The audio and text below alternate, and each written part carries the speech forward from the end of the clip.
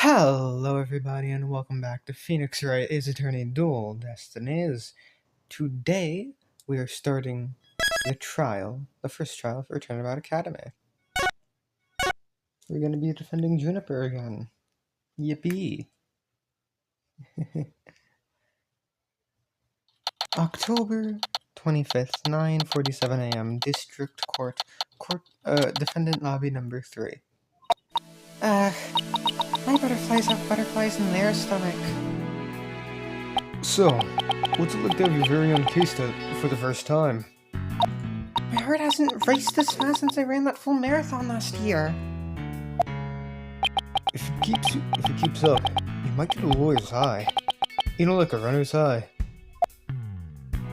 Relax, everyone. Relax. Everyone's nervous their first time. So my fears weren't unfounded. After all, today's prosecutor is so terribly brutal. He's willing to use any means necessary to win a conviction. I mean, I don't think he's falsified evidence, so you're wrong. There's that the end justifies the means concept again. Now that it has come to this, we have no choice but to fight fire with fire. The end justifies the means. I wish you'd stop saying that. That's your method, Professor. I'm going to defend Juniper in my own way. But Miss Sykes, just yesterday you told me. As a lawyer, what is it that you treasure beyond all else? That's an easy one, Professor. Seeking justice for my clients. But if this trial proceeds in the same manner and ends in the same way as the mock trial, would you not lose everything you've worked so hard to gain? Well, I'll just have to make sure that doesn't happen then, won't I? Aye, but aren't you a stubborn one? Well, I suppose you will have to learn of your own inefficacy the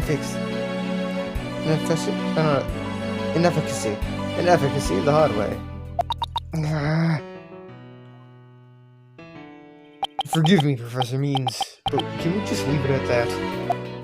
Oh dear, please forgive me. It's just, I wish to protect Juniper by any means I can. I do too, but... Now, if you would excuse me. Thanks to him, I'm feeling even more pressure than before. Don't let it get to you, Athena. Don't forget to keep smiling. I'll be fine. And I haven't forgotten what Mr. Wright said. The worst of times are when lawyers have to force their biggest smiles. The trial's about to begin. I'll show you to the courtroom if you please. Apollo, I'm counting on you to support Athena this time. Okay, Mr. Wright. Leave it to me.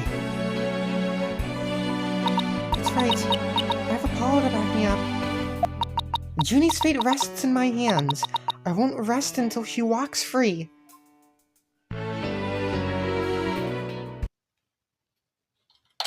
October 25th, 10 a.m.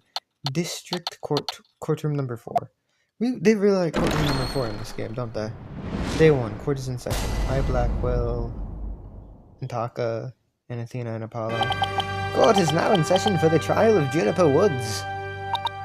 Athena Sykes, defense team leader, is ready, Your Honor.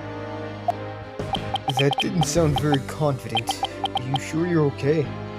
It feels kind of weird having Apollo be the, co-counsel.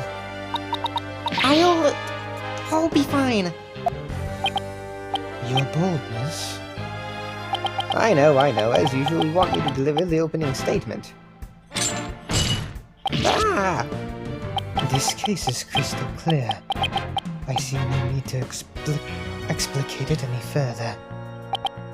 Now, summon the witness.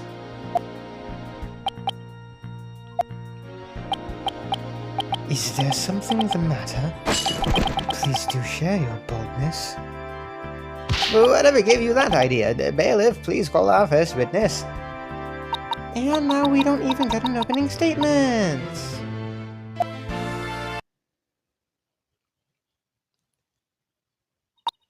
Detective Fulbright.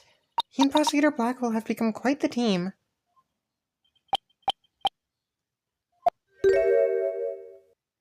Oh, right. The case brief. Leave it to me. Yes, let the detective in charge, everyone's favorite friend of justice, explain. What was that just now? It's like he and Blackwell are totally in sync. Well, I don't think they're capable of mind melding, if that's what you're thinking. All right, Detective Fulbright. Would you please explain the case to the court? Professor Court's body was discovered on October 24th at approximately 2:30 p.m. She was murdered with this all I have here. The victim's blood and the defendant's prints were both discovered on it. All added to the court record. The weapon used to murder Constance Court. Her blood was found on it along with Junie's fingerprints.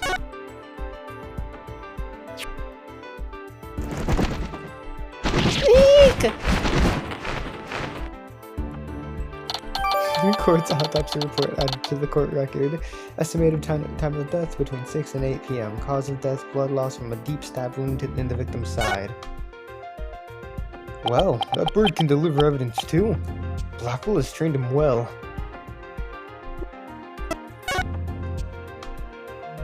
October 23rd, cause of death, blood loss due to stab wound to the side of the body.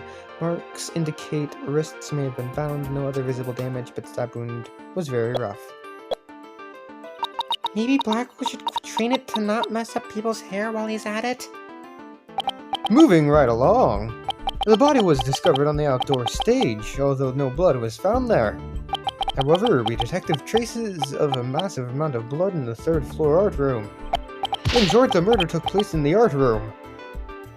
So, then the body had been moved from the art room to the stage? Precisely! And there is one more piece of irrefutable evidence. A recording made by a tape recorder that a school paper reporter hid in the art room. It captured a female voice screaming, "You're a goner!" What's this? You have such a recording. Must be from the tape recorder Miriam mentioned. But why is this the first we've heard of a death threat at the moment of the murder? Shh! Silence, please! I would like to play the tape for you now.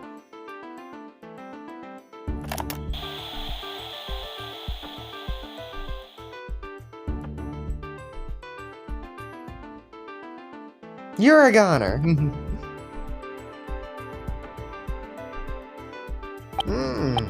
It is quite hard to hear. But the voice does sound female. Tape recorder added to the court record. Used by Miriam to secretly record the conversation in the art room. A woman can be heard shouting, "You're a goner." The noise and low volume of the voice have made voice print analysis all but impossible. Then you haven't identified the voice as belonging to the defendant. Not so fast! After all, voice print analysis isn't everything. The victim was killed at night, then discovered in the afternoon the next day. The question is, when was the body moved?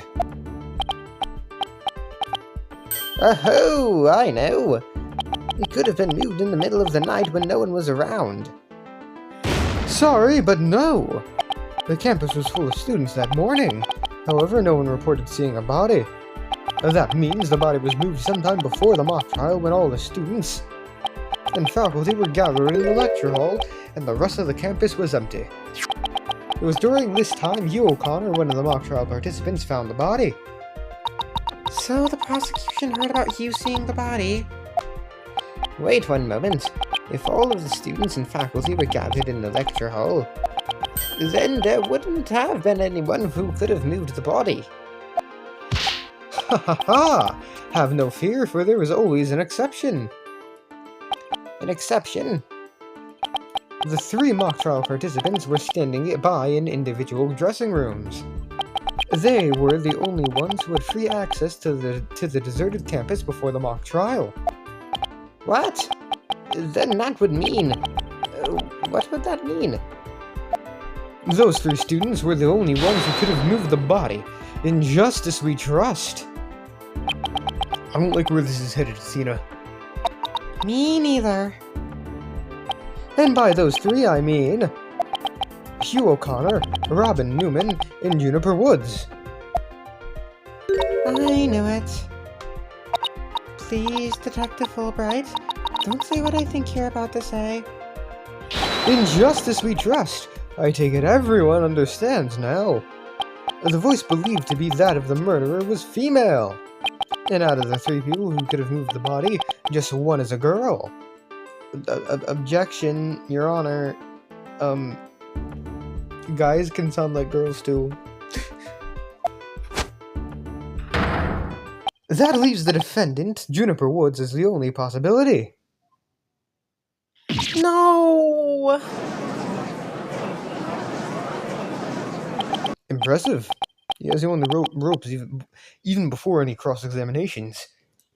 I like Athena's outfit. Why is that louder? You could at least pretend to be upset for me. A splendid job, Fulbright. That could not be any clearer. Feel free to anticipate a salary raise next month. Ha ha ha ha ha! I don't do this for money, it's all about justice. In justice we trust. You're going under the blanket. Again. Not only a half-wit, but a perennial stick in the mud you are. I guess neither the carrot nor the stick works with Detective Fulbright. Now, bailiff, please bring our next witness to the stand.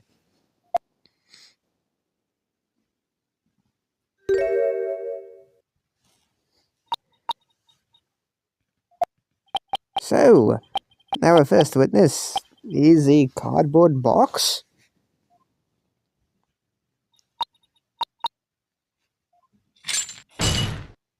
Tack!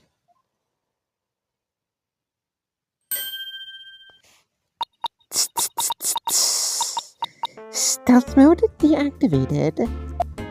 Oh my, the box's hands. Smile, Your Honor.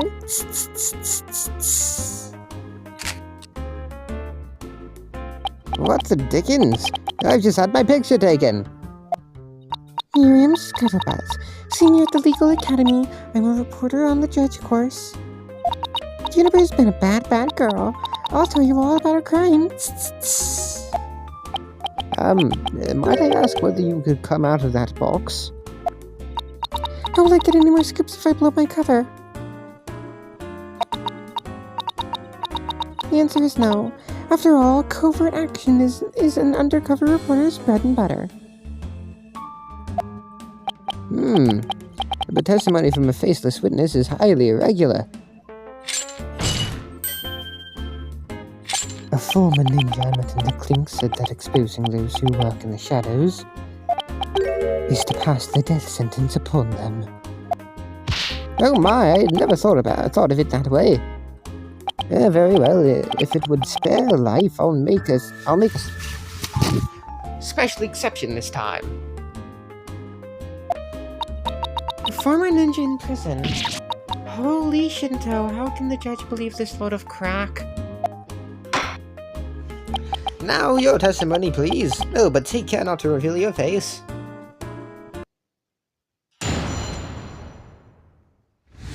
The similarity of the case and the script. The murder happened exactly like Juniper's mock trial script. Up until the mock trial began, only Professor Court and Juniper knew the script's content. But Professor Court's sudden decision not to use the script sparked Juniper's murderous rage. Juniper has to be the killer. She has a motive in the murder, it's just like her script. The murder is just like her script? Could such a thing be true? Compare her script to the murder case and crime scene photos, then you'll see. This is so simple even an ape posing as a decrepit old judge could understand. Only the victim and the defendant were privy to the script. Ergo, the defendant is the killer. Furthermore, in the art room where the crime supposedly occurred, this witness's script along with an envelope on which "use" was written, were found. This proves that the accused script had been rejected the day before the mock trial. She pressed the victim to use her script. An argument ensued, and then the fatal stabbing. Hold on, when did she die again? Okay. That makes perfect sense. What now? Prosecutor Blackwell has all his ducks lined up in a row. He's really on a roll now. It's like a pit bull once it sinks its teeth into you. How dare she? My script had it all. A bum rap and phony evidence, grudges and betrayals. I trust the defense is ready to cross-examine this witness. Nope, no problem. I mean, yes, I'm ready, I think. Time to find a hole in her testimony and unbox the truth. I've seen it done over and over. I know I can do this. Cross-examination. The similarity of the case and the script.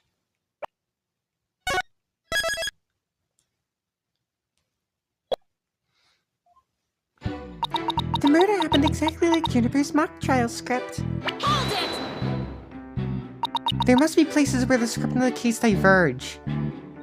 Kick! Don't sweat the details. That kind of stress will give you wrinkles. Objection! I'm not worried. My skin is as fair as silk. Objection! Indeed, you are quite fair. Fairly desperate. Objection! What did you just say? Michael really turned that one around on you. Whose side are you on? Hurry up and think of a clever comeback. Whoa, easy there, Athena. Now you listen to me. The two cases do indeed have their differences. For one, the stage hadn't yet been erected in the mock trial script. And in the actual case, there were signs indicating the victim's wrists had been bound. But such differences pale in comparison to the host of similarities. In any event, replicating the crime without knowledge of the script is an impossibility. Looks like I won't be passing this off as a coincidence. What a total burn! Try again, why don't you, pawn of wits? Up until the mock trial began, only Professor Court and Juniper knew the script's content. Hold it! Somebody could have stolen a peek beforehand. I don't think so. I mean, I tried any number of times. Shame on you, Miriam. But that crafty she-devil Juniper has eyes on the back of her head. What chance does your average person have if an undercover reporter like me failed? Interesting point. Still, Miss Scuttlebutt, won't you get in trouble for admitting to such underhanded tactics? Why, I plead entrapment! I'm not a police officer, you can't plead that. How was you blurting out your own crime entrapment? Kick! But you haven't scooped me out yet. They were all set to use Juniper's script. But Professor Court's sudden decision not to use the script sparked Juniper's murderous rage. That is not what I pressed. Hold it! How do you know that Professor Court wasn't going to use her script? There in the art room where the heinous crime took place, an envelope marked "Use" and Miriam Scuttlebutt's script were found. Evidently, the script that was going to be used belonged to the girl in the box there. That's incorrect.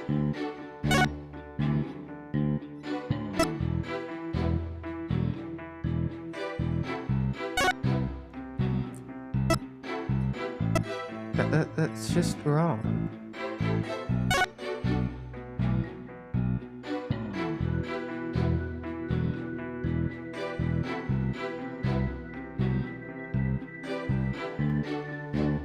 It's only natural that my script be accepted and hers rejected. I introduced all sorts of brand new concepts, including bribery and fake evidence.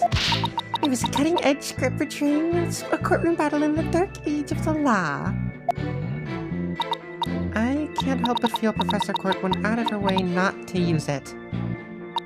But Juniper, she used some devious, underrated tactics to get her script chosen. That's why her script and not my masterpiece was used in the mock trial. How's that for an explanation? Juniper has to be the killer. She has a motive, and the murder is just like her script. Hold it! Anyone who saw the mock trial could have recreated the crime. After they saw the mock trial, they could have easily staged the body just like the script.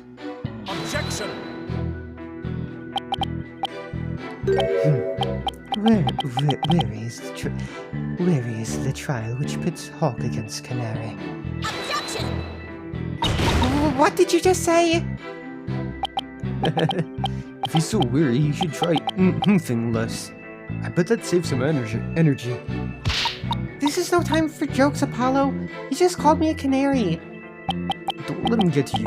At least canaries pick up on things quickly, just like you. I shan't repeat myself, so listen carefully, Psych Stoner. Hugh O'Connor discovered the body before the mock trial even began. How could one stage the body as it is in the script before anyone knew its contents? That's right. Do you even fathom the intricacies that go into staging a crime scene? No, I think not. You have the rudimentary mind of an elementary school child. Elementary school? Reporter's testimony throws attorney Athena Sykes for a loop. The perfect caption. How marvelous! A photo in the newspaper is just the thing to boost your brand. In a school paper? Seriously? I believe you've pressed the witness more than enough, Miss Sykes. Now do you see how clear-cut my case is? Take it now and in that fair, desperate mind of yours. Etch it this deep so you may never forget. No! No! Even my arguments get thrown back in my face. It wasn't supposed to be like this. What am I going to do? Athena,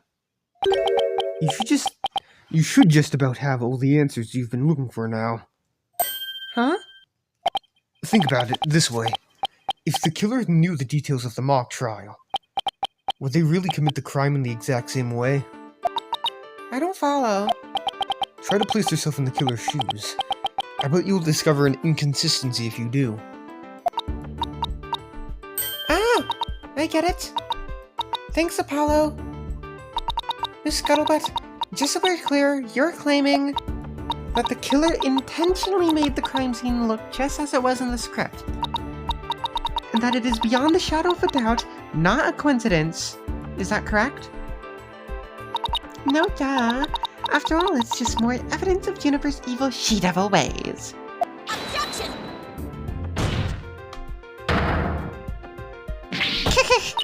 What did I say? Our client made the crime scene look just like the script, something known only to her. That would be not just foolhardy, but completely irrational. What do you mean? Yes, Miss Sykes, please tell this court what you mean by irrational. It wouldn't make any sense for Junie to mimic her own script on purpose because it would make her the culprit. The murder scene was the same as it was in the mock trial script. That in and of itself is irrational. What's wrong with them being the same? Yes, Miss Sykes, care to explain what you mean? Okay, let's say for argument's sake that Miss Woods is the killer. If so, then... what reason would she have to intentionally make the actual murder mimic her own script? That's easy. She was admitting that she was the... Ah... That's right. If she had really done that, it would have been like proclaiming to the world that she was the killer. So what we actually have here is evidence of someone trying to frame our client.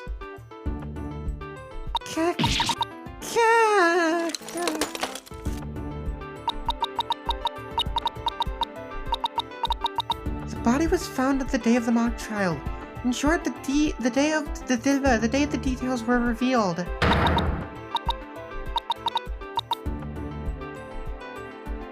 So it would be completely inconceivable for the murder to go exactly like the script. Don't let it get to your head just yet. Objection!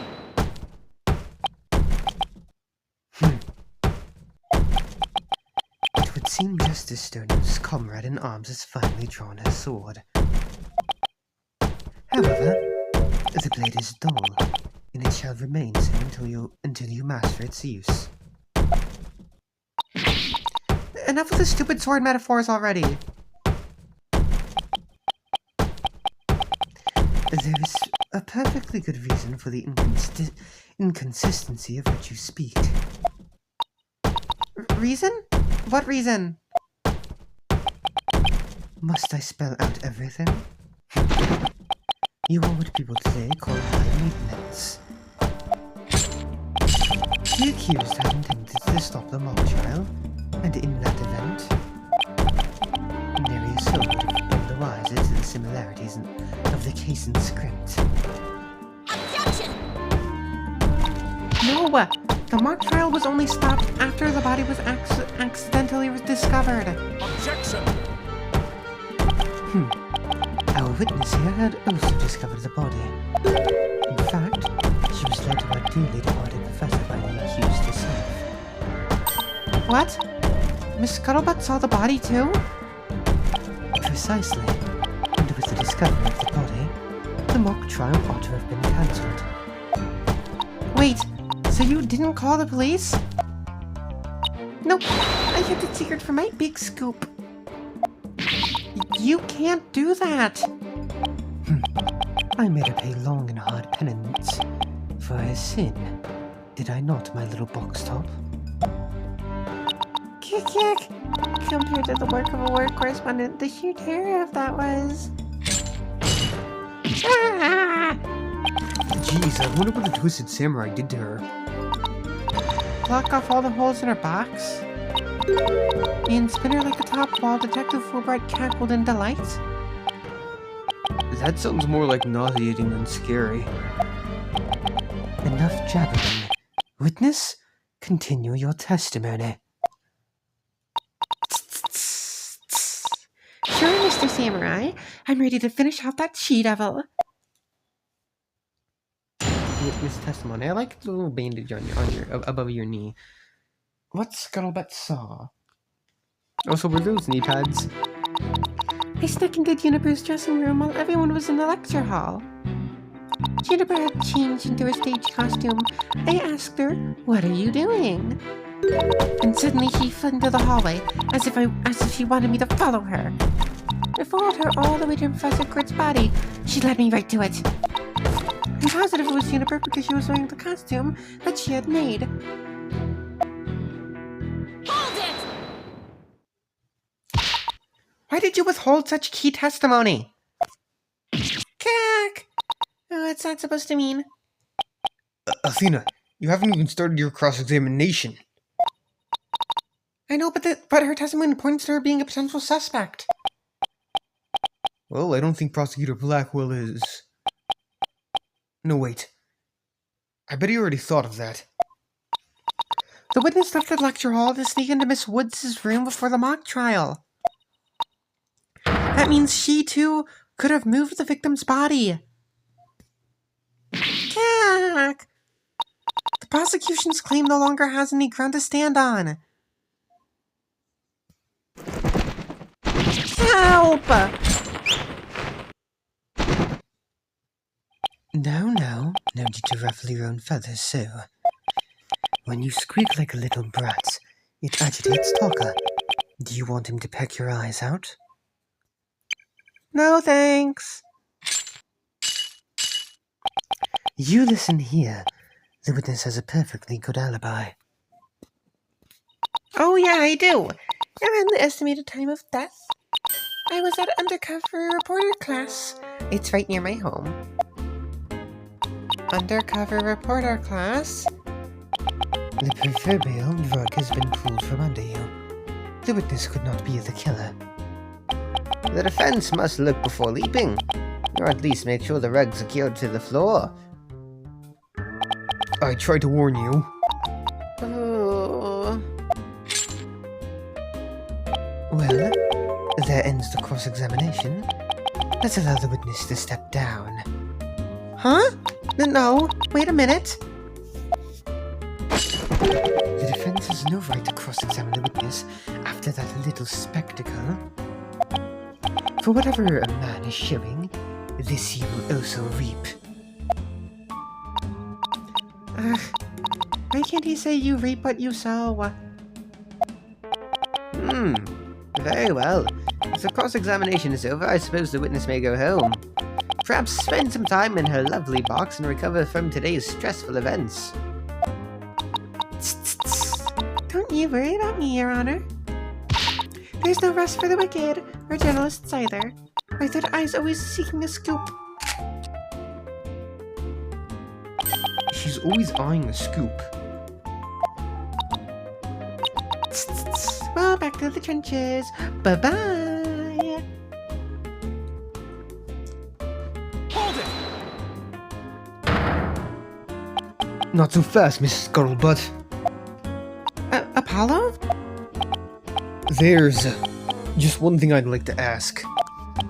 Did you take a picture of the victim's body? And if not, why not? Well, that is... No, I didn't take one. Well, that's strange. Why wouldn't you take a picture if you were always eyeing a scoop? Kick! Did you or didn't you really see the victim's body? Kick! It's not like I, actually saw it, but... What the devil? Did you hear that, Your Honor? The witness didn't actually see the body. That completely overturns the prosecution's claim that the witness was led to it. Justice Stoneham, you dare bear steel at me again. Hold it! Nice try, Wonder Boy. So what if I didn't see the body? The fact remains that Juniper led me there. Feast your eyes on this. What exactly am I looking at here? It's a crucial moment forever frozen in time by my third eye. Photo clearly showing Juniper Woods. Cack! Why did you not tell me of this? It's a shocking scoop I was saving for just the right moment. And that would be now, right here in Twitch. Surprise! Cack! What did I do? All journalists keeps their scoops secret until the right moment. She's pretty brave hiding it from Blackwell like that. We're pretty stupid. Well, this is an unexpected turn. Athena, about this picture. See how it only shows the back of the subject? So then... Right. Who knows whether this photo shows Juniper in the first place? Objection! A completely irrelevant point. What is relevant here is... there was someone who did try to lead the witness to the body. Take a gander at this. The route by which the accused escaped. The witness pursued the accused this way after she fled the dressing room.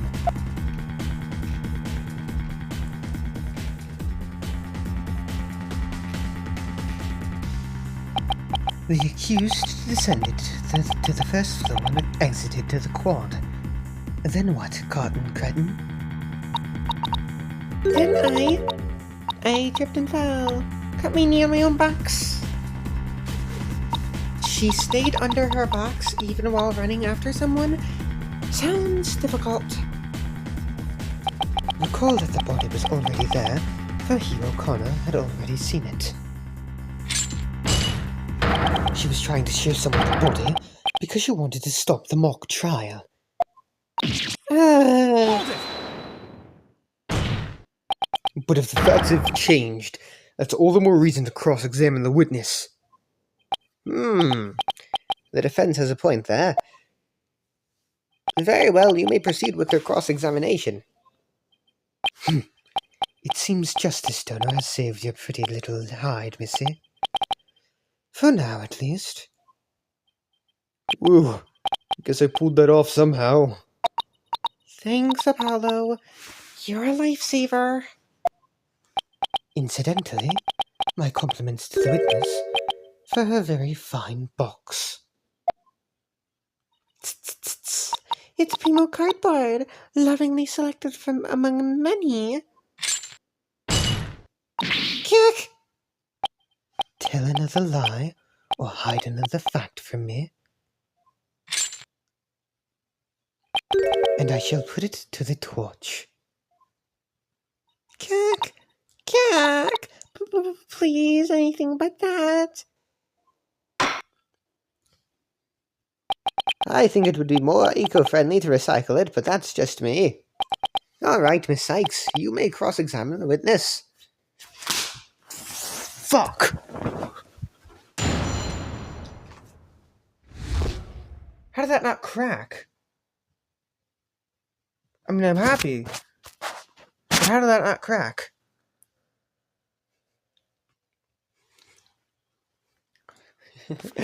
What Scuttlebutt saw. I snuck into Juniper's dressing room while everyone was in the lecture hall. Hold it!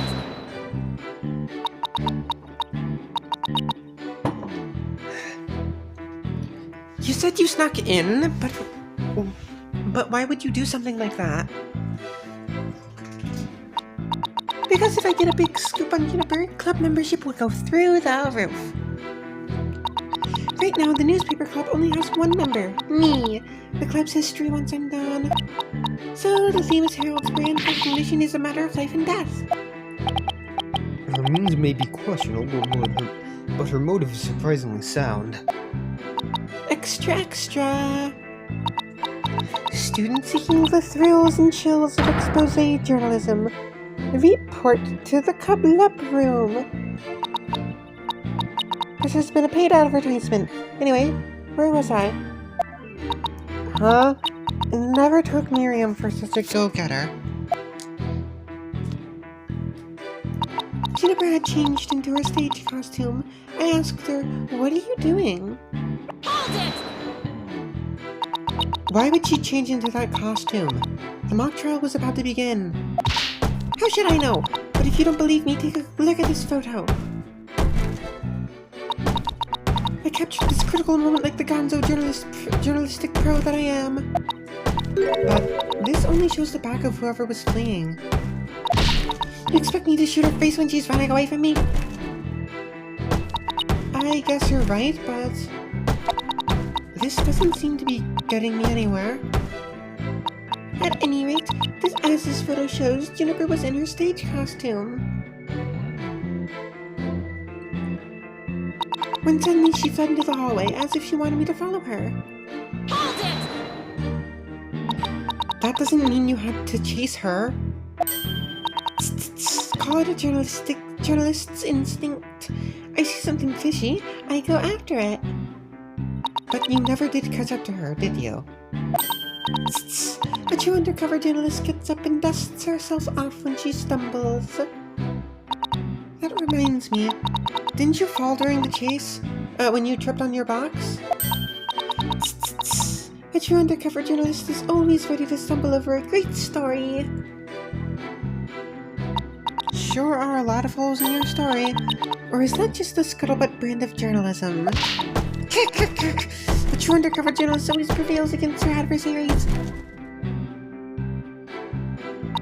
I followed her all the way to Professor Court's body. She led me right to it. Hold it! What would our client have to gain from leading you there? The accused had employed a self-penned script as a manual for murder. Ergo, she had to stop the mock trial before the script's details became public. And that accounts for her desperate attempt to lead our Cotton Critten here to the body. Objection! But as we all know, Miss Scuttlebutt didn't alert the authorities. And as a result, the mock trial began as scheduled. Objection! The issue here is not whether it was in fact halted. The fact remains that the accused was trying to lead the witness to the body. Does that not show clear intent to hold the mock trial?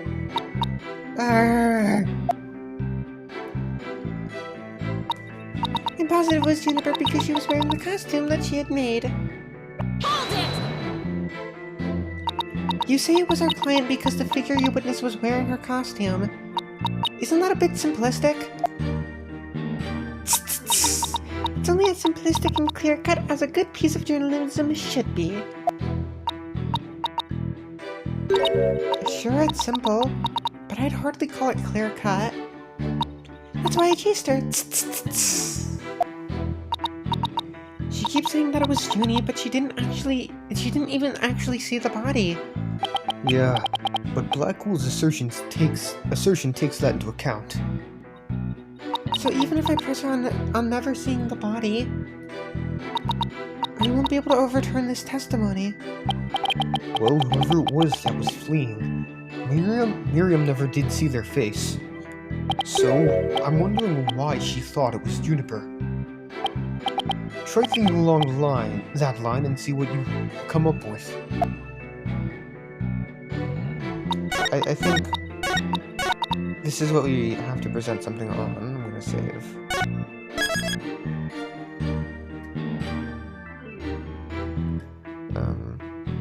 I want to say this.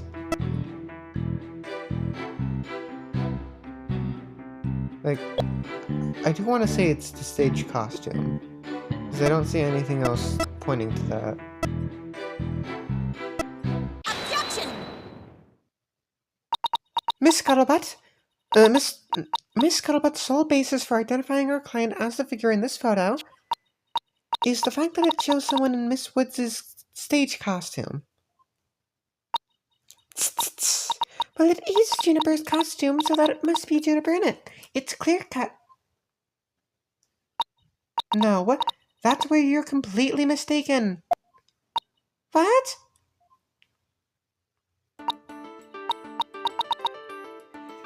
This is a design drawing of our client's stage costume.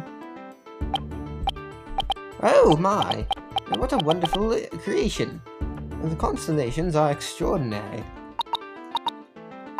I'm glad you noticed, because those stars are precisely what's important here. The judge doesn't realize that this is straight plagiarism. In the drawing, there are constellations all over the outside of the costume. But there's not a single star on the costume in the photo. Oh, then that means... what exactly? Your Honor, there are no other blue costumes at the scene. Which leads me to believe that the figure in the photo was wearing our client's costume inside out. But why would Miss Woods make a mistake like that? Well, it's not really a matter of why, but rather who made the mistake of putting it on inside out. Yuck, yuck. Oh, wait, you're not suggesting. That's right. I'm glad you're catching on. The costumes designer wouldn't put her own costume on inside out.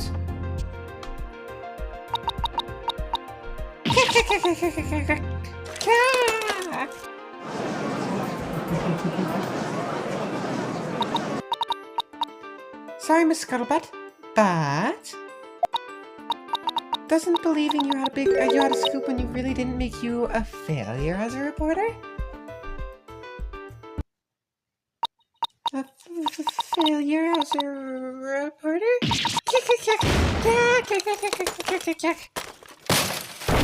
Aww. She's cute, though. She's cute. Why, hello, Miss Scuttlebutt. So nice to meet the woman behind. Look. So nice to finally meet the woman beneath the box. You didn't see anything. Objection! Now I would have you stop right there, Sykes-Stono. For it is the why of the matter upon which I would have this court focus. What do you mean? Miss Juniper Woods, Yes? what were you doing in the morning of the mock trial? I was in my dressing room, painting my costume in fluorescent paint. Fluorescent paint? My design drawing shows twinkling stars on that costume. I was going to make the costume shimmer like that by painting the inside fluorescent. Flower? What was that again? A fluoride? Did your costume have cavities? Not fluoride, fluorescent, as in glowing. The paint would make it glow in the dark. Yes, yes. So you applied that to the inside of the costume. And then?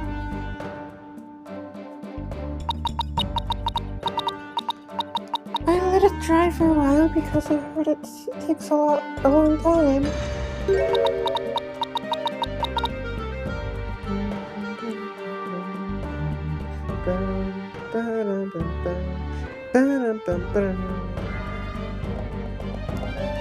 So I put the costume on my mannequin inside out. Inside out? So then... This is a photograph of the inside-out costume taken in the dark. As you can see, there is a heavy layer of paint over the entire inside surface. If someone were to properly don this costume in this state, the wet paint would get all over their body. Why, yes, I believe it would. Indeed. Ergo, the costume was worn the way it was, not by anyone's mistake. But because this was the way it was on the mannequin, inside out. Yeah! Glowing costume photo added to the court record. A photo of the stage costume taken in a dark room. A coat of fluorescent paint made it glow. Figures you would have a photo. Ugh, did we just fall into his trap? Yeah, but Blackwell had it all planned out. Still, I think you should give this photo a nice long look. Oh, please tell me you found something that doesn't add up. Check out the chest area. Kinda looks like a handprint to me. Hey, you're right. But Junie would know better than to touch it while the paint was still wet. Objection! I believe the term to describe your thought process is wishful thinking. After all, if master painters make mistakes, why not rank amateurs such as the accused? Objection! So basically, you're saying my claim requires evidence to back it up. Evidence? That shouldn't be a problem, right? After all, you've come this far. Just because I've come this far, doesn't mean I've thought everything through, though. What? You mean you've just been bluffing? What did you expect me to do? I'm sick of losing to this guy. But you're right. There's only one thing left to do at this point. And that's to present some evidence. Pronto! A showdown, is it? I gladly accept. The fluorescent paint must have stuck to the hands of whoever touched the costume. And that paint should glow in dark places. So I just need to carefully check every last piece of evidence. This piece of evidence shows who touched the costume. Is it this one? Yep. Take that! A school newspaper. Interesting. Take a look at the photo where the lights are dimmed and the spotlight is on Miss Woods. Observe Mr. Newman's hand in that photo as he stands at the prosecutor's bench. As you can see, it's glowing, just like Miss Woods' fluorescent paint. It is glowing. Quite brightly, I might add.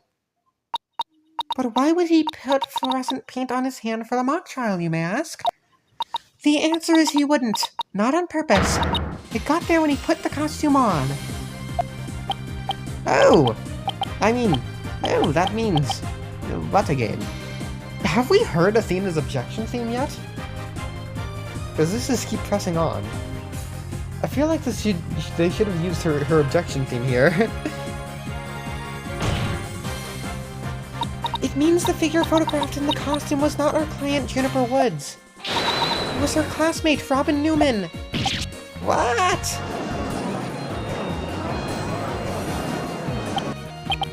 To think you were actually able to prove that. Well, you never know what's going to happen next.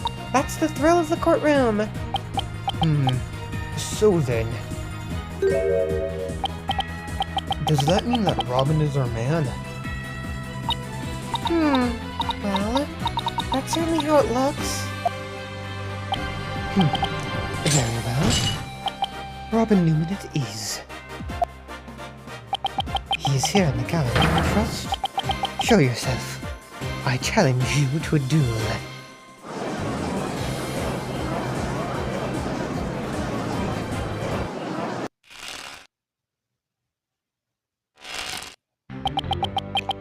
Will the witness please state his name and occupation?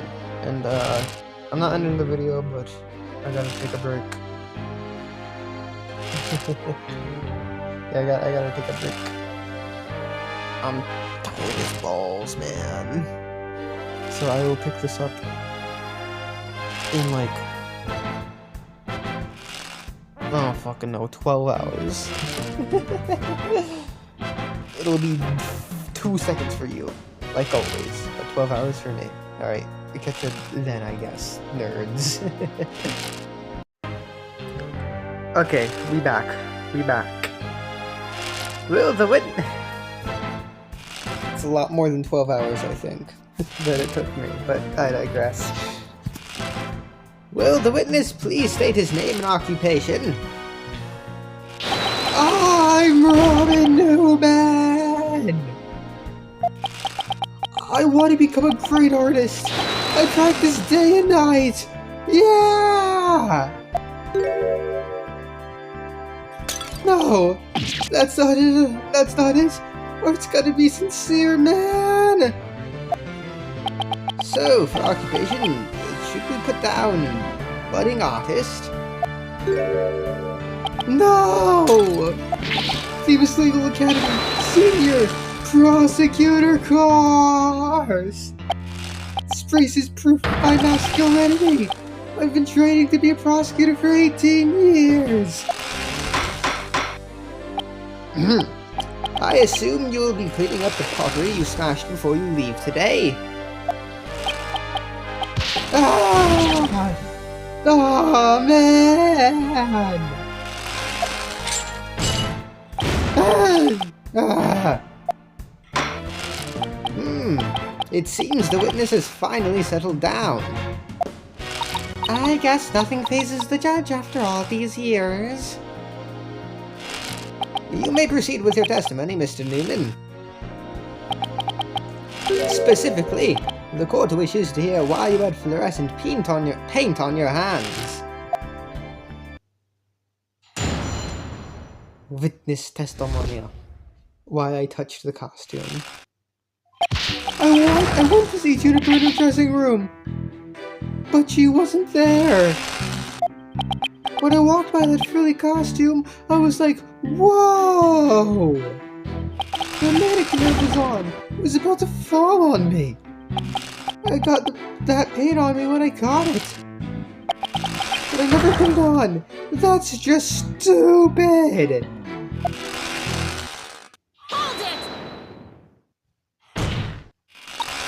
Your Honor, I recommend a short therapy session for the witness. Well, Mr. Newman does seem particularly agitated, but... No!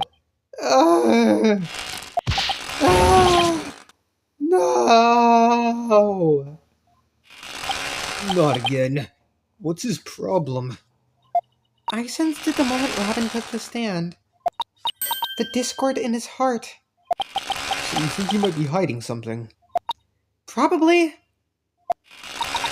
You ready, Mr. Newman? Let's see what the mood matrix can do for you.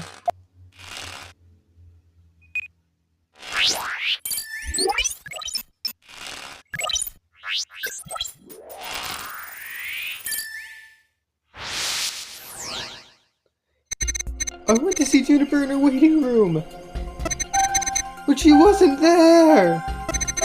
When I walked by that frilly costume, I was like, whoa! The mannequin it was on, it was about to fall over. I got that paint on me when I got it. I never put it on. That's just stupid. Stupid, I mean. You had to catch the mannequin as it suddenly started to fall over? Even I can guess this one. The most natural response would have to be surprise. Apollo's right. So maybe I should try focusing on some other emotion?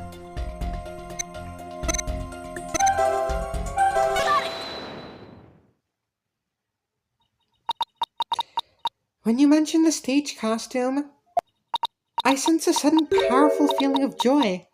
Would you care to explain, Mr. Newman? Wait, what? Why would a frilly scarf thing and a long skirt make me feel like that? I don't know. You seem awfully interested in that costume for some reason. You didn't happen to put it on, did you? Like I'd be into that kind of thing. I'm a dude. I'm into braces, not dresses. You don't think Robin likes girls' clothes, do you? Oh, come on. Isn't it obvious? You're enjoying this a bit too much, Athena. Y'all, do y'all think Athena's into, femboys? Or perhaps trans girls, maybe. Probably more likely femboys, though. No way, man! The mannequin came falling toward me, so I stuck out my hands to stop it. End of story.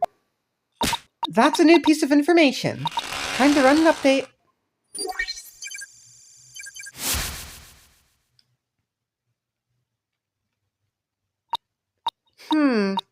Even after that update, something just doesn't feel right here.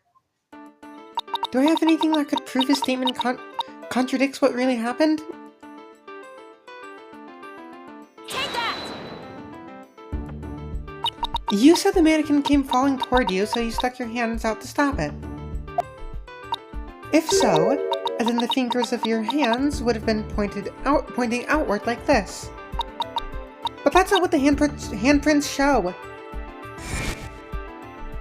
In fact, this looks more like just your thumbs and the base of your palms. Why in the world would I leave such weird handprints? You know why? You left them when you went to adjust the scarf after putting it on.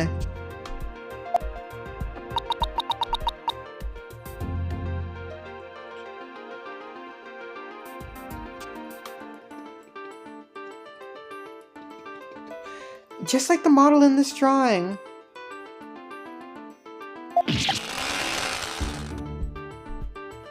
Huh?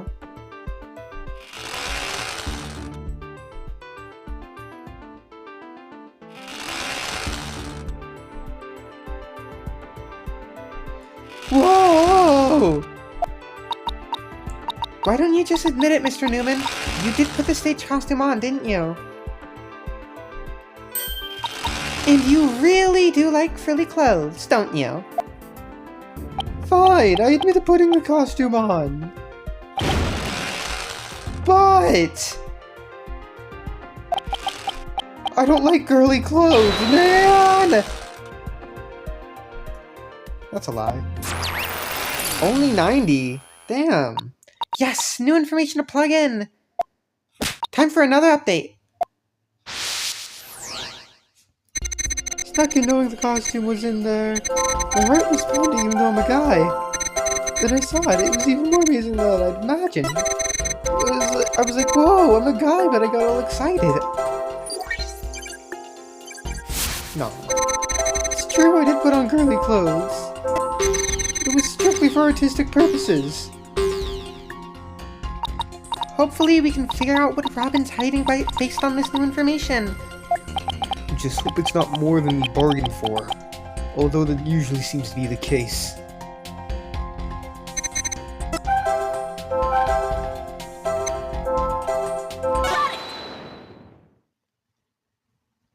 There, another emotion that doesn't quite fit. So what? You're really starting to get on my nerves, man!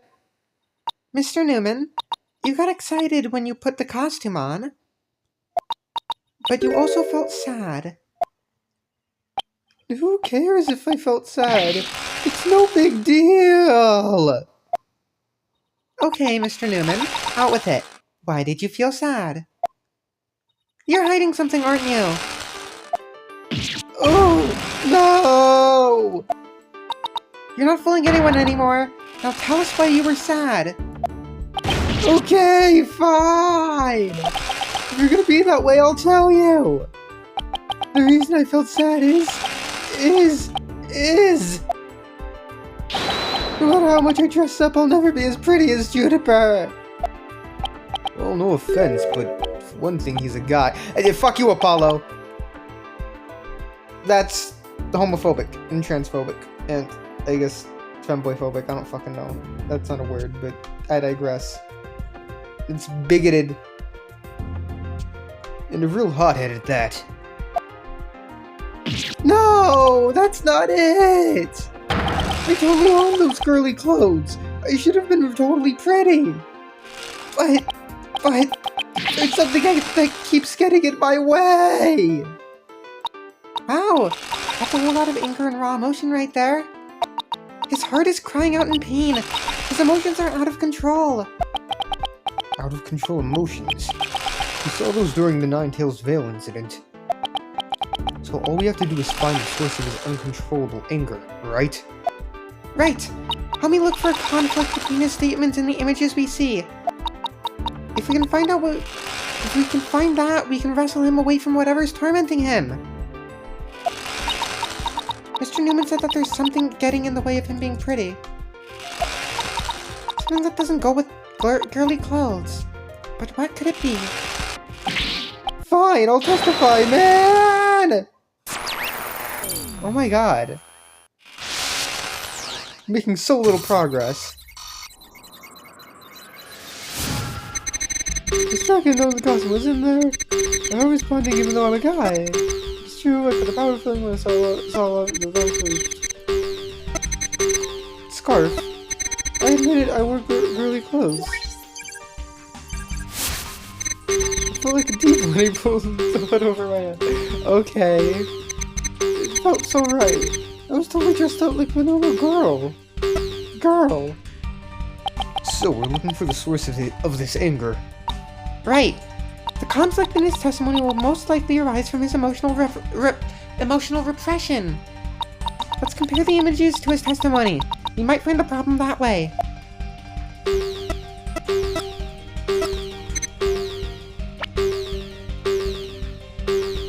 brace.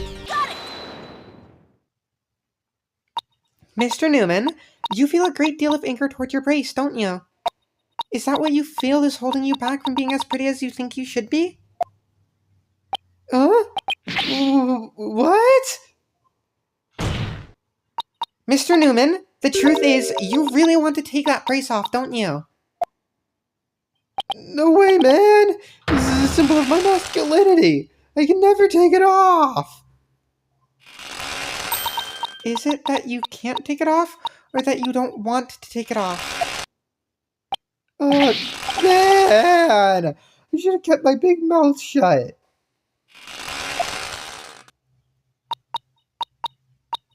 This is really weird. He exhibits intense anger towards his brace, which he calls a symbol of masculinity, but he can't take it off even when dressing like a girl. And why is he so interested in girls' clothes in the first place? Femboys exist, Athena. I have a feeling we're on the verge of uncovering an earth-shattering secret. Also trans people. I mean, I know that's not what Newman is. But from the time this game was written in Japan, it's not something that they can just... It wasn't some... They couldn't just make an explicitly trans character. I mean, they could. But, like... Oh, similar thing happened in, Persona. With Naoto. But they couldn't write Yosuke being gay. They were forced to take that out. So I highly doubt they would have been allowed to put, to have Naoto actually be trans, so they have to make an allegory, which would also, I assume, be true for this game, which came out around the same time. They have to make... It's a very, very obvious allegory. But I don't think they could have, at the time, explicitly said, oh yeah, trans girl, trans guy. I have a feeling we're on the verge of uncovering an earth-shattering secret. Athena, you okay? It seems Robin is still hiding a secret. A big one. Given the fact that he likes to wear girls' clothes. Yes, at least I think so. No, it can't be. I just thought of something, but it's totally insane. Mr. Newman! What? I'm on to your little secret. And if I'm correct, it's not very little at all. It's huge. This sounds completely insane, but it's the only possibility left. You're a girl. Mr. Newman, or should I say, Miss Newman? You are and always have been a girl. What? Have you lost the plot, Athena? No, I'm completely serious. I don't have any direct evidence. But that's what Robin's heart is shouting out loud and clear.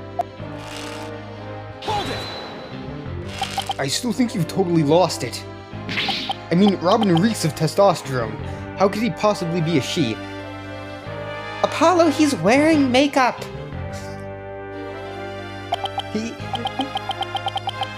I, for one, have never seen a girl who shouts like a maniac all the time.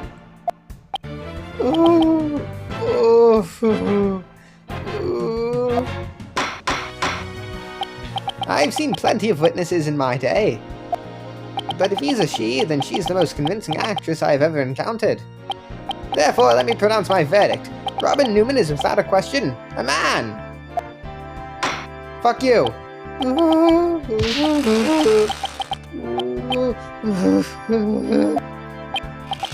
truly just as good as equal in one area. You are just as equally insane. Never in the history of this planet has there been a finer specimen of the masculine spirit. Leave her alone. Let her be a girl. Hold it!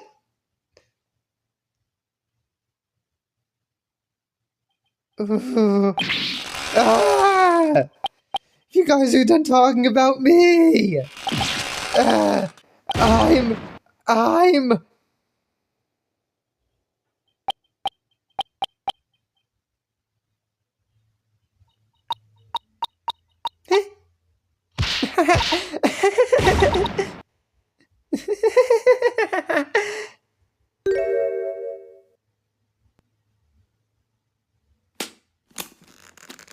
Where's all the pottery shards, ma'am? Ah! The brace! It's...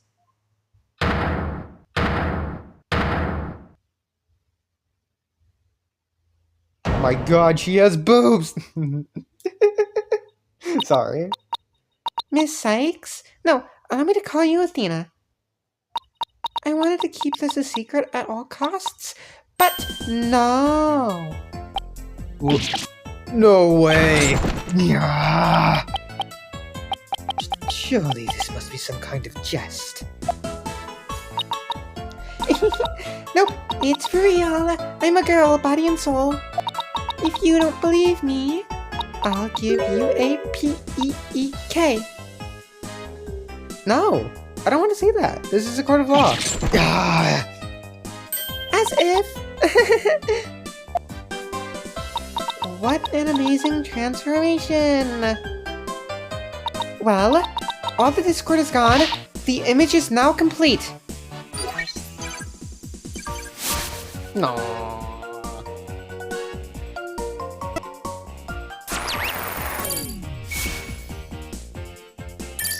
Bye-bye. I was raised as a boy since I was little, and I studied law just as my parents wanted. But now this living life that had me pinned to the ground, it's... Ah! I've been blown to smithereens by you, Athena! Now I can stop pretending that I want to be a prosecutor! I'm gonna be an artist! Yay!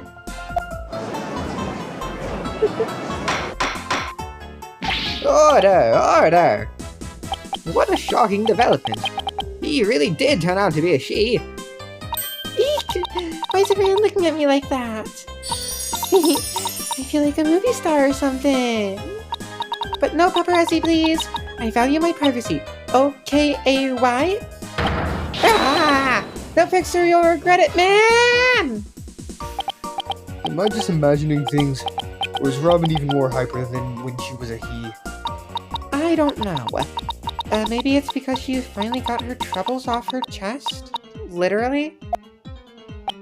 This is all well and good, but does he being a she actually change anything?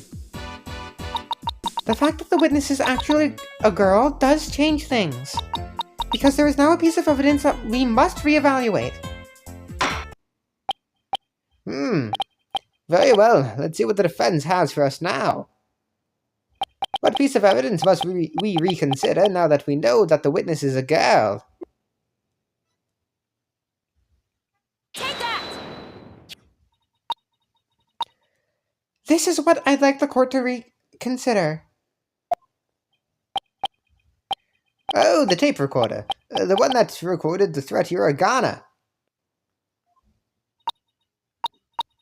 That's right. And we have already established that it's a female voice in the recording. Of all the students who could have moved the body before the mock trial was about to start, our client was the only female if you exclude Miss Scuttlebutt because of her alibi. And that is why the tape recorder made our client the prime suspect.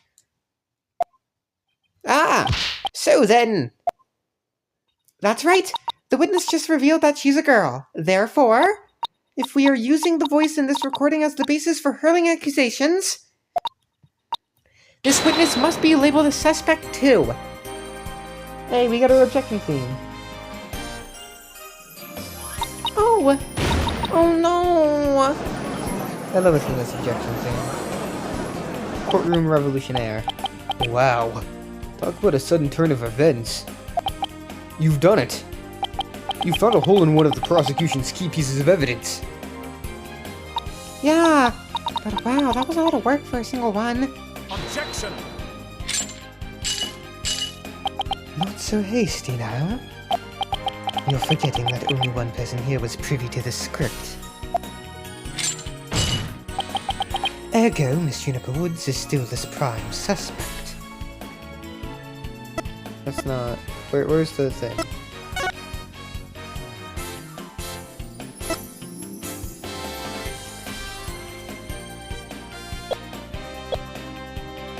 Objection! But Miss Newman hid the fact that she was a girl, both at the crime scene and in court. I'd say that puts her in camp suspicious. Eek! That's not nice, Athena. How can you accuse me of being a killer? I mean, I'm just a weak, innocent little girl. Just thinking about that murder makes me... Objection! Suspicious is as suspicious does. Undoubtedly, the witness does have some sort of connection to this crime. Perhaps our newfound lady is merely feigning ignorance. We can surmise that she lent support to the principal offender, Juniper Woods. By leading Miss Scuttlebutt to the body, that would make her an accessory to the crime. How can you say that? I'm not an accessory to any crime, Mr. Birdman. Objection! Birdman! In any event, with the witness as an accessory, it explains quite a bit, does it not? Objection! Ah! He made it all make sense somehow! And he'll keep accusing Junie unless we can show someone else knew the script's details.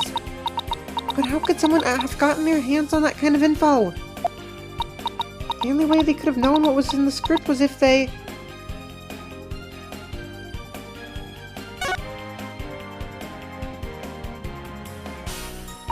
Sorry, Junie, but you're not going to like this. Our client may have leaked the script's details to someone. What the devil? And I know I shouldn't have, but I revised the script to favor the prosecution. But Professor Courtner noticed it immediately and changed it back. Miss Woods did not want Hugh O'Connor to win the mock trial. That's why I believe she leaked the details to the witness, Robin Newman. I get it. If Robin won, he wouldn't be able to confess to Juniper. Right.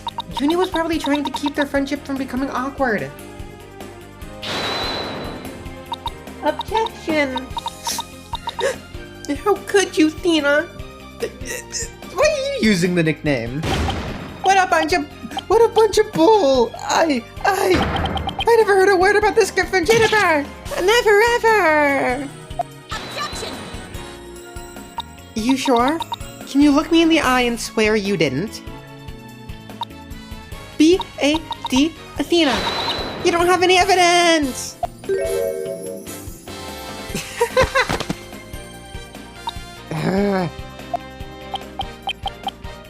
Actually, we might have just the thing. Really? Yeah, one of Robin's lines I read when we were reenacting the mock trial. Here's a shot of the crime scene. Ironically, it was Professor Court who posed as the corpse. Ahead, how did the mock trial participants react to this photo? Mr. Newman was surprised by what Professor Court was wearing. Robin said, "Oh, the green sweatsuit." S-U-R-E. I might have said that, but so what? Well, think of it this way, Athena. Yeah, which way exactly? If I told you that I'd be wearing a blue suit today, What? Okay. but then showed up wearing what I've got on now. Oh, if I told you that I'd be wearing a blue suit today, but then showed up wearing what I've got on now, what would you say? Oh, the red suit. Ah, I think I've got it. Your Honor, we have evidence proving that Miss Newman knew the contents of the script. The defense moves to present said evidence to the court. Very well, Miss Sykes, present away. This evidence proves that Miss Newman had prior knowledge of the script's contents. Take that! The mock trial script? Miss Newman, during the mock trial, you were shown a photo of the victim's body. And reportedly, you reacted by saying, "Oh, the green sweatsuit." Oh, yes, I said that. What's your point? You seem to have some issue with the green sweatsuit, and I think I know why. The proof is in the script, specifically on the things to prepare page. Sweatsuit victim's outfit will be a red one from the prosecutor course. Ah! You were surprised because the sweatsuit in the photo was green. But if you didn't know about the script's content, then that shouldn't have surprised you. No! Thought we were friends, Athena. How could I have been so blind? In light of her privileged knowledge, I move to declare Miss Newman a suspect, Your Honor. You what? She's short. Objection! If knowing short details makes me a suspect, then there must be others besides me. I mean, someone else could have also seen Professor Court's note. Note? What note? The professor and Juniper were working together to prepare for the mock trial. Let me pull this up.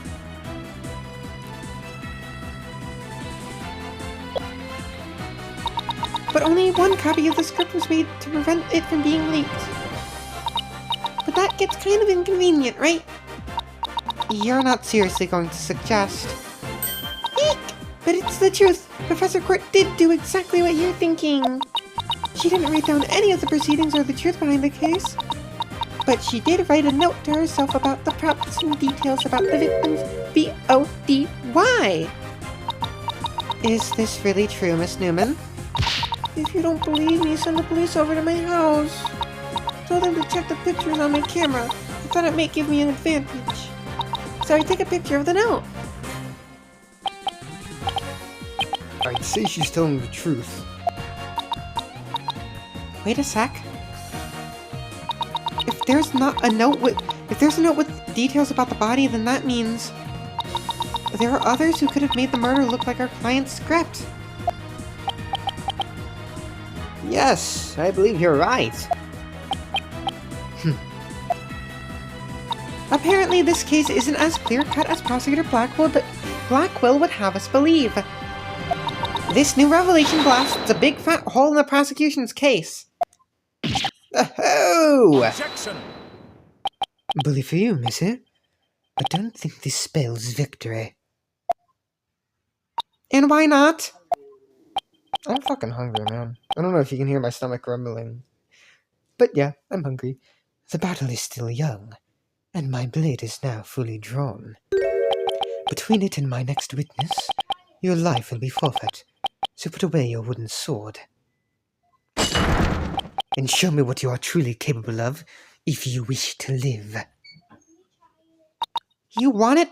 Don't worry, I'm gonna bring it.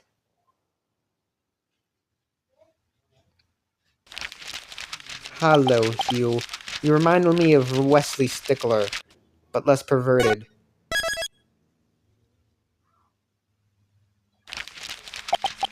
I already said I want nothing to do with this trial. How juvenile. It is not a matter of what you want, for you will cooperate.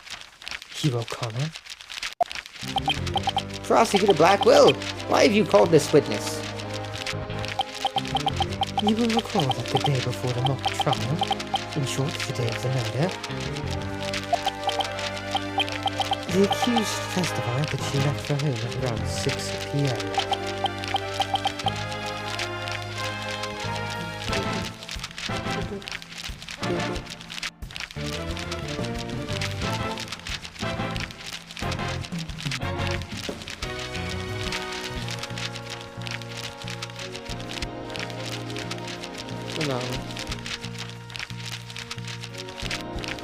Okay. Yes, my notes here do confirm that fact. Right, our client wasn't at school at the estimated time of death, so she couldn't be. Objection! Yet, that was a bit of felicitous bullshit. How the fuck do you say this word? Hold on.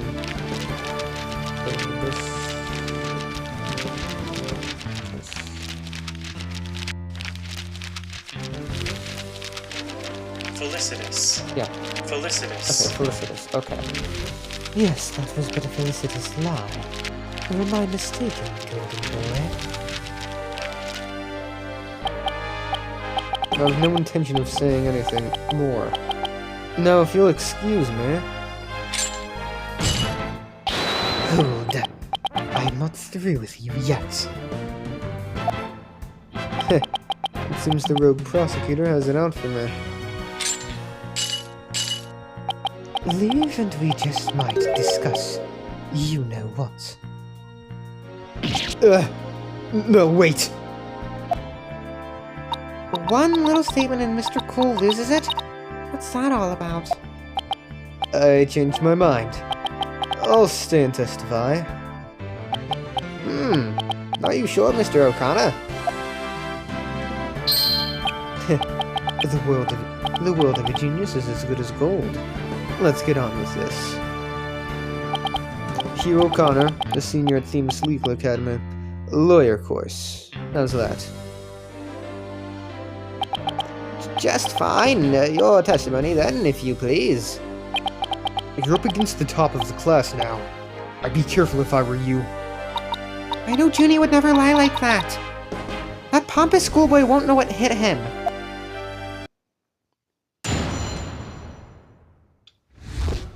Around the time of the murder. To get mentally prepared for the mock trial, I meditated at the archery range until 7 p.m. At around 7:15, I went to the main building before going home.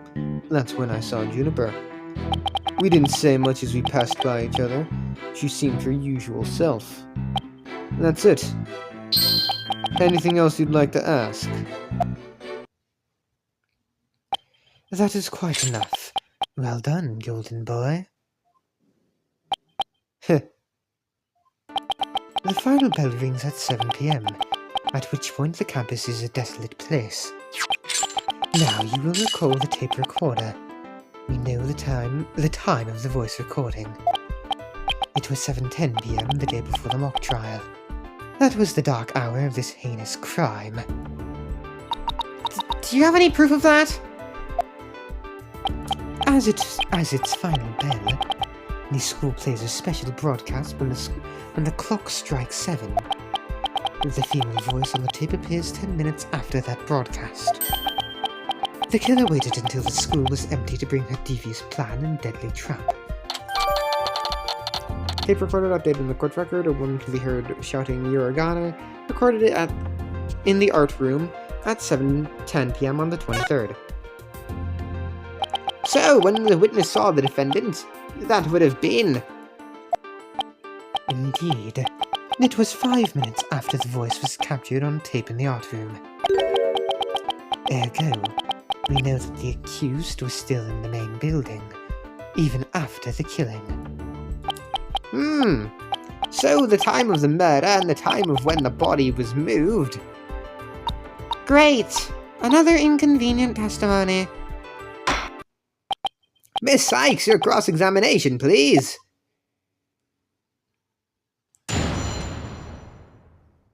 Cross-examination. Around the time of the murder.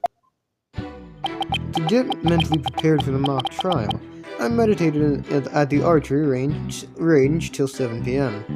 Hold it! So, do you meditate often? Don't tell me you're going to start pestering me too.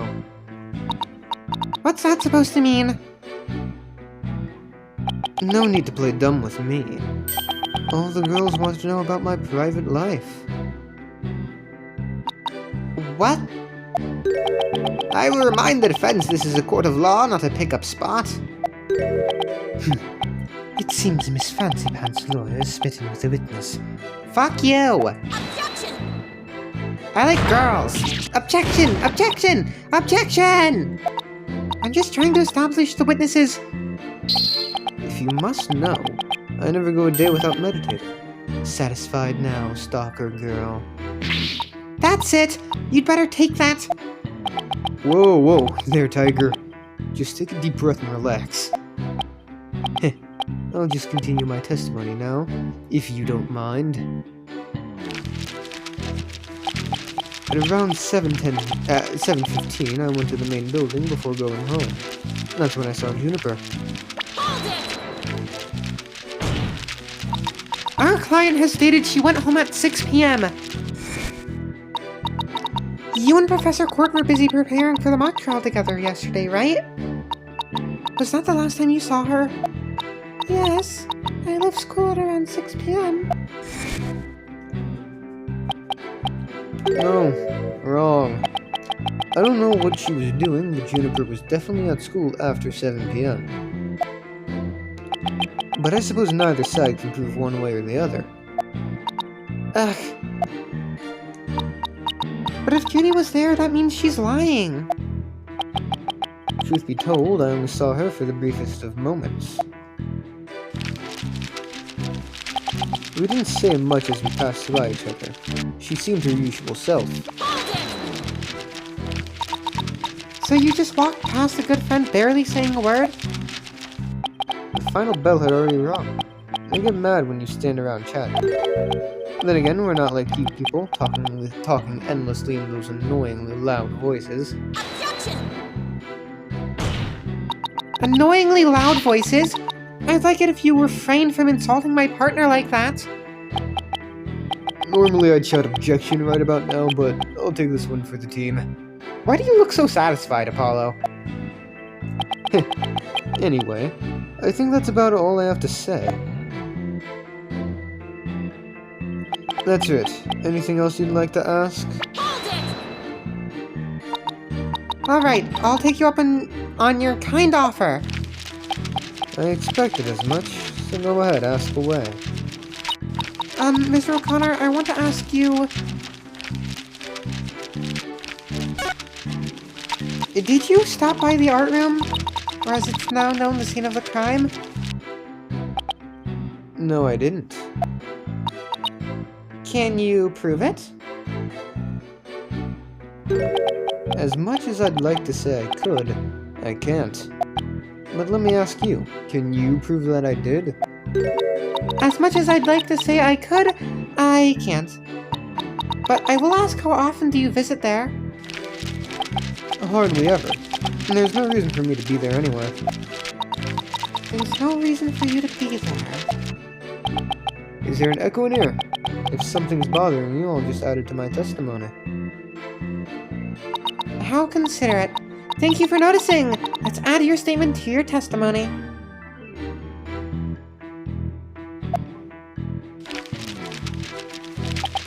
Well, let me add I never went to the art room. There's no reason for me to be there. Hold it! You had no reason to be in the art room? Really? The very course I'm in is supervised by Professor Means. Plus, I'm not a member of Professor Court's art club, so why would I even go there? What about art class? Heh, nice try, but seniors don't take art class. It's an elective, you can choose to take it. Alright, then let me ask you... Wait, I just remembered something important. You did? I scored only 100% on all the art tests I took through junior year. That's it. Right! Always happy to indulge in some ego-stroking. Anyway, what to ask next? Why would an honor student like you ignore the last bell? I wouldn't say I ignored it. I was simply running a little late. Do you remember exactly how late? You're a stickler for details, lady. But if I had to say, it was maybe about 10-15 minutes. If you think it's that important, I'll add it to my testimony. I was hoping you'd say that. If final bell had rung 10-15 minutes earlier. No biggie. Hold it! You ignored the last bell for no reason. Shame on you! No, shame on you. Pressing me for no reason. Grr. Well, people do run late sometimes. Like you on the day this whole case began. Ah! Ah! It appears we have a culprit in the case of the pot calling the kettle black. To your honor. Now what? Ask another question? Please tell the court what you were doing on October 23rd, the day before the mock trial. That's an easy one. Nothing in particular. Nothing at all. You didn't help with the preparations. You don't get it, do you? I was merely playing the role assigned to me. I left the preparations and the like to others. My job was to be mentally prepared. Junie put her heart and soul into getting things ready while he just sat on his behind. Just to reiterate, I spent most of the 23rd meditating at the archery range. I didn't talk to anyone until the school closed at 7 p.m. I suppose a few archery club members did come and go while I was there. But you didn't talk to anyone. Not a single soul. That's right. I didn't say a word to anyone until the final bell at 7 p.m. I see. This is crucial information. Please add it to your testimony. I don't know if you're bluffing, but if you are, you have a pretty good poker face. I didn't talk to anyone until the final bell. I had been meditating alone at the archery range. You really didn't talk to anyone? Well, I did exchange a few greetings. But what does that matter? So you didn't have any conversations the entire day. Methinks that claim needs a little more scrutiny. But what should I do? Is there anything I should ask about in more detail? Actually, never mind. I've got all the info I need. My, don't we seem confident. Already pressed that. Wow, is that the confidence and composure that comes from being a genius? Athena, it doesn't matter who's on the stand. Our job is still the same.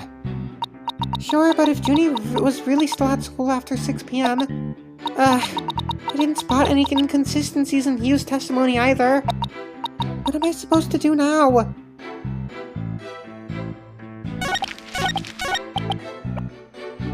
The planner. Objection! So, you didn't talk to anybody on October 23rd. Are you sure about that? I already told you. My word is as good as gold.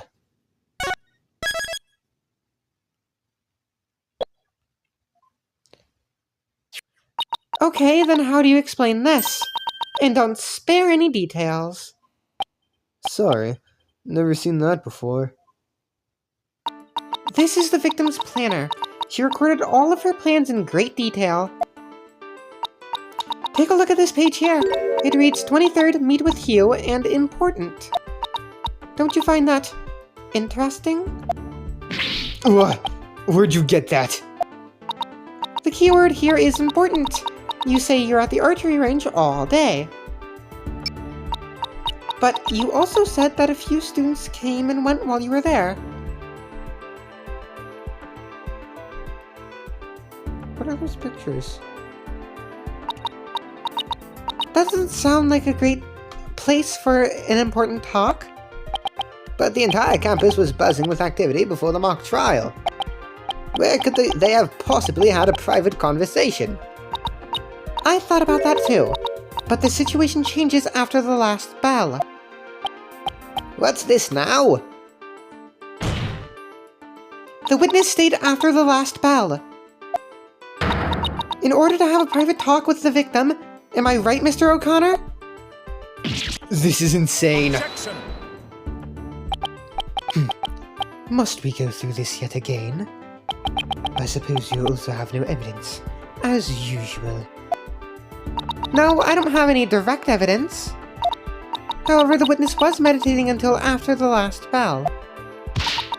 And he attempted to conceal his private meeting with the victim.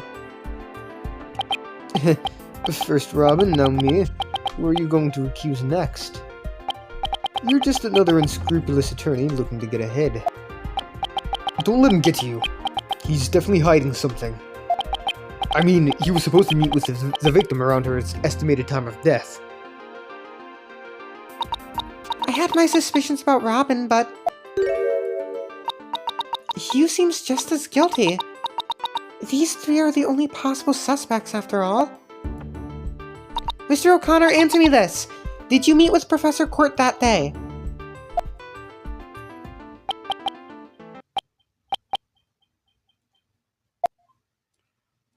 Sorry, Mr. Jailbird Prosecutor. I don't mean to steal your thunder, but I have something to say. If it will save me some trouble, then by all means speak away.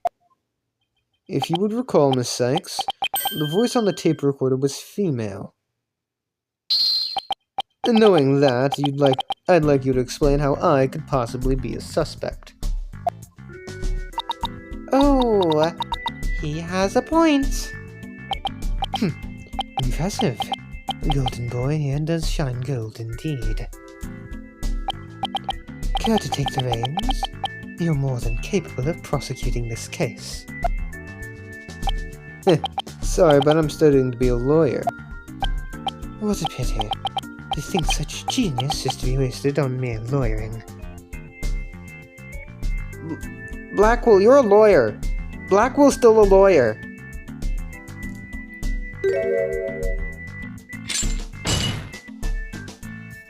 At last your moment is here, Sykes Turner. Time to refute Golden Boy's statement. And prove that you're the young prodigy worthy of the badge on your label. Could he lay on any more pressure? The voice is unmistakably female, so there's no point in arguing about that. Yeah, you're right. In which case, to whom does the voice on the tape really belong to? The voice on the tape belongs to the victim. That's the only thing that makes sense. Objection! Are you mad? The voice on the recording says you're a goner. That is something a murderer shouts at the victim, not the other way around. Yeah, that is a problem. You're a goner. You're a goner. You're a goner. Athena? You're a goner. You a goner. Hugh a corner. Hugh O'Connor? Oh, wait a second! Whoa, Athena. You're scaring me here. You're scared? I'm terrified for even coming up with this. With what? Prosecutor Blackwell, you wanted to know if I am worthy of my badge. Well, I'm about to show you why, despite my age, I'm able to proudly wear this at all. Oh, then can I take it you won't be changing your argument? Still, it stands that it's a bit odd for the victim to be the one yelling, "You're a goner." I agree, if that's what the victim was saying, but it's not. I assume you have something to back up your assertion, Miss Sykes.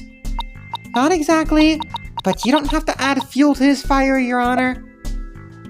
If it is indeed Professor Court's voice on the tape, then she was shouting because she was...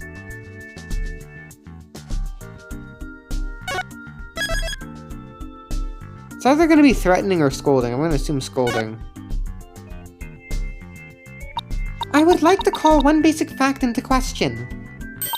Is that shout on the tape really saying you're a goner? What are you up to now, Athena? Professor Court's planner says she was supposed to meet with the witness for an important talk. Perhaps our witness, despite being a genius, had done something wrong. And this made Professor Court get angry with him during their private meeting. I don't see how this changes what we heard on the tape.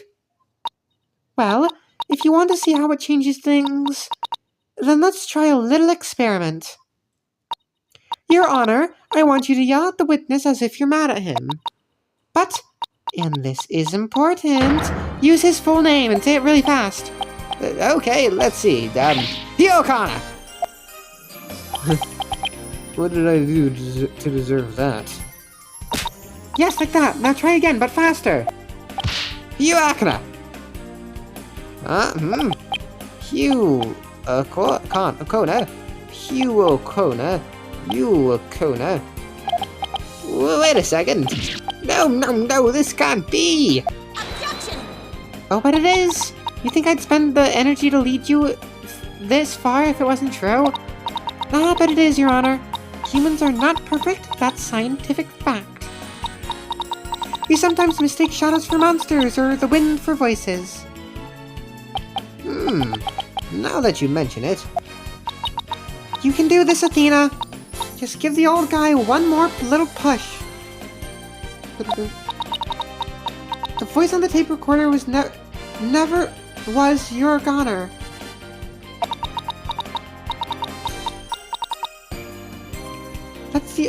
That's only what we thought we heard, when in fact it was the witness getting yelled at.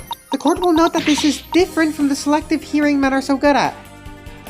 You didn't have to be sexist. What? You didn't have to suddenly become sexist, Athena. I think you're right, but what was that last part again? Never mind. The important thing is that the voice was recorded. That was recorded isn't our client's. And since it was the victim scolding the witness, he must now join the list of suspects. Ugh. Objection! I had thought that testimony would suffice, but it seems it has come to this.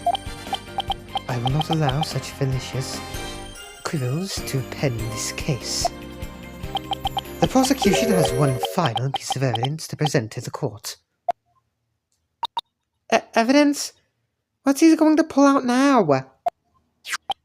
Feast your eyes on this photo, and let me see that insolent look vanish from within them.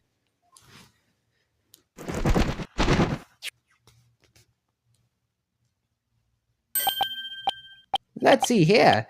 Oh, it's a picture of the defendant and the victim. The photograph shows professor and student preparing for the mock trial together. Wait, was this taken in the art room? The room where the murder occurred? I just want to see. Okay. Indeed it was. But the revelations do not end there. Do you see the clock on the wall? It reads 7:05, a mere 5 minutes before the voice was recorded on the tape. What? The accused brutally stabbed the victim to death 5 minutes after this photo was taken. School camera photo added to the court record. A photo of the art room while preparations were being made, taken on the day of the murder. It seems the defendant's culpability in this crime is quite obvious. Junie was with Professor Court just 5 minutes before she was murdered? What now? Nothing I say can change that fact? Understand now? You can believe in your client all you wish, but try as you might, such misplaced faith will inevitably be cut down before the cruel, steely blade of truth. Listen, Missy. The person you'd like to save more than anyone else in the world, I'd be willing to wager that your defense isn't what they desire. But I became a lawyer so that I could... You still fail to understand? After so much pain and defeat, the courts are not the play yards of little children dressed as lawyers. So before you break your back in failure, run along home and grow up. Grrr. Ah! If he thinks I'm giving up now, he's got another thing coming.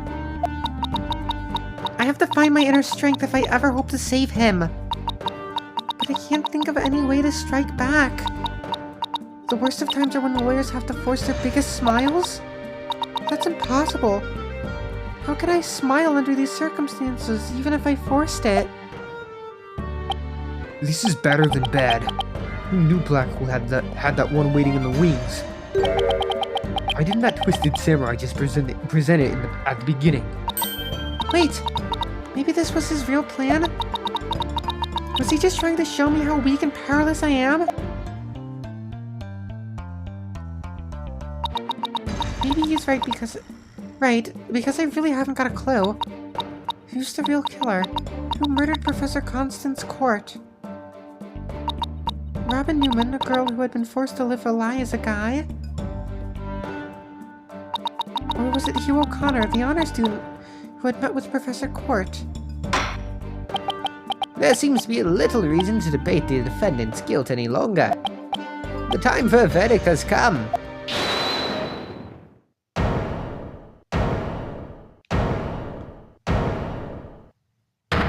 Objection! No! That's not gonna happen, man! What's the meaning of this? You can't interrupt a judge about a hand downer. Maybe, but false verdicts are A-N-O-N-O. What? Miss Newman, please explain yourself. Juniper's not the killer. I know because I know who the real killer is. You do? You know who the real killer is. What is she up to now? Yep, I know because the real killer is... M-E. Me. Tee-hee. What? It was me. I did it alone. Just me. I don't get it. Why is she confessing? Miss Newman was witness near the stage. There's even a related photo of her. The more I think about it, the more suspicious she seems. Robin Newman isn't the kind of guy who pins the blame on friends. Just so he can walk free. But you're a girl. Get it over with. Declare me guilty already. Hold it.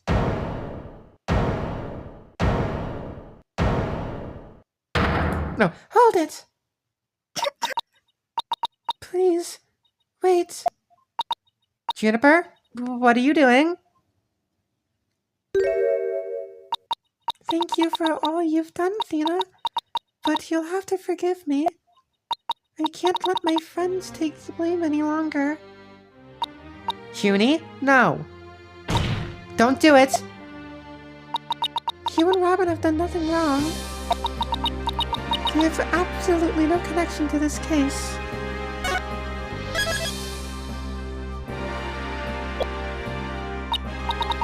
The real killer is me. I alone am responsible for the entire crime. What? Junie, you know that's not true. Hurry up and retract your statement. I'm afraid it is true. Forgive me, Thena.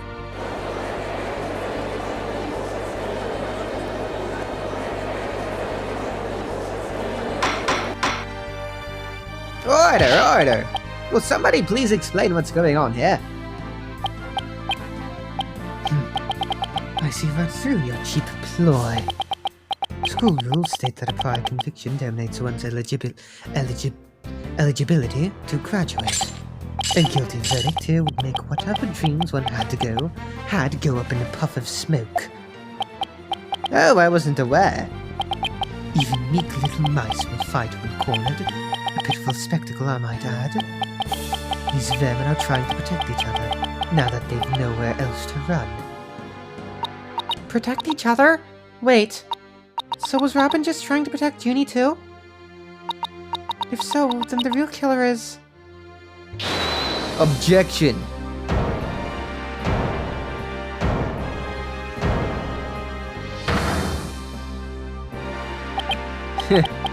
This whole thing's a joke. Uh-oh, now it's Hugh's turn.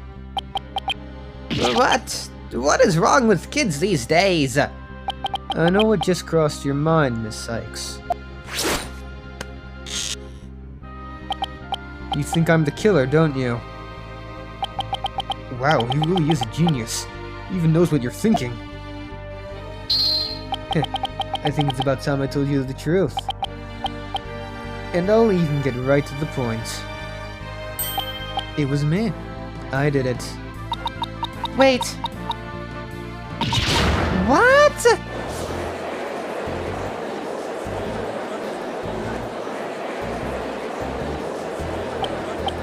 Now both potential suspects are claiming to be the real killer. I am so confused right now. If you still have doubts, how about I detail my murder plot? It's absolute genius. Enough of this nonsense. This is a court of law, not the set of some high school drama. I see I have no choice. I'm afraid I'll have to... Boy, wait, your boldness. I'm sorry, Prosecutor Blackwell, but I'm in no position to hand down a verdict just yet. I'm hoping that the defense and prosecution can come up with some airtight evidence. That is why I am giving you both the rest of the day to continue investigating this case. Pinch me. I think I'm dreaming. Fine. Do as you wish. This brings today's proceedings to a close. Court is adjourned. Do we go to the lobby or is it to be continued? Alright, it's to be continued. Alrighty then, folks. We will continue our investigation and find out if it was Juniper, Hugh, or Robin who killed Professor Court next time. Bye-bye!